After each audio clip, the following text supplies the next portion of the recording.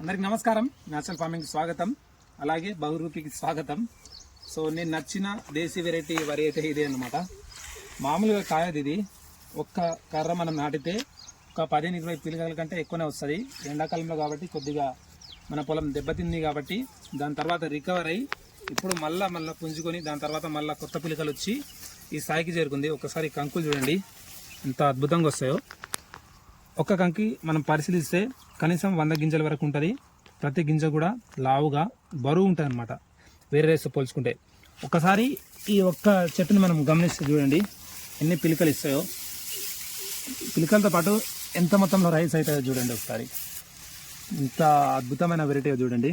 So first time natural farming ఎవరైతే చేస్తారో నేను వాళ్ళకు రికమెండ్ చేయమంటే ఈ వెరైటీనే 100% చేస్తాను అనమాట.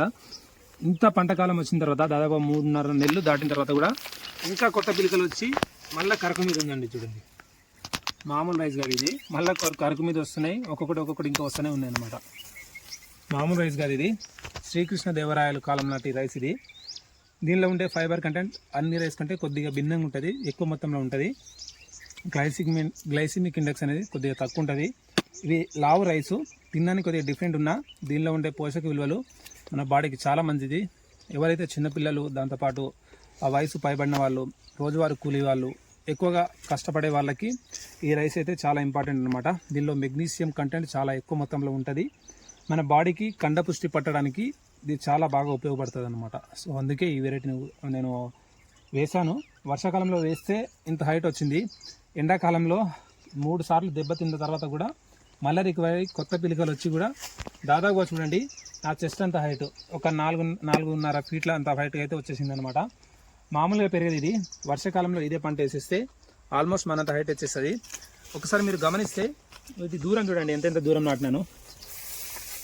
ఫీట్ అంత దూరం అయితే నాటినా. ఒక్కొక్క మొక్క ఫీట్ అంత దూరం నాటినాం అనమాట.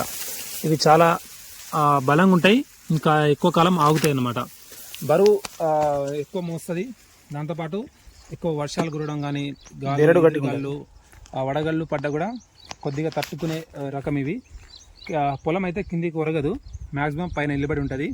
అట్లా చేసుకోవాలంటే మనం పొలం కొద్దిగా దూరంగా నాటుకోవడం అనేది చాలా చాలా ఇంపార్టెంట్ అనమాట.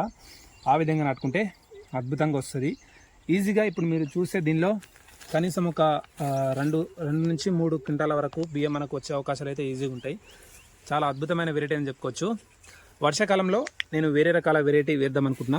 ఎవరైతే ఈ వెరైటీ కావాలనుకున్నారో, అంటే ఈ రైస్ విత్తనాలు కావాలనుకుంటారో తప్పకుండా నాకు కామెంట్ బాక్స్లో కామెంట్ చేయండి. ఇవి కటింగ్ వచ్చిన తర్వాత మీకు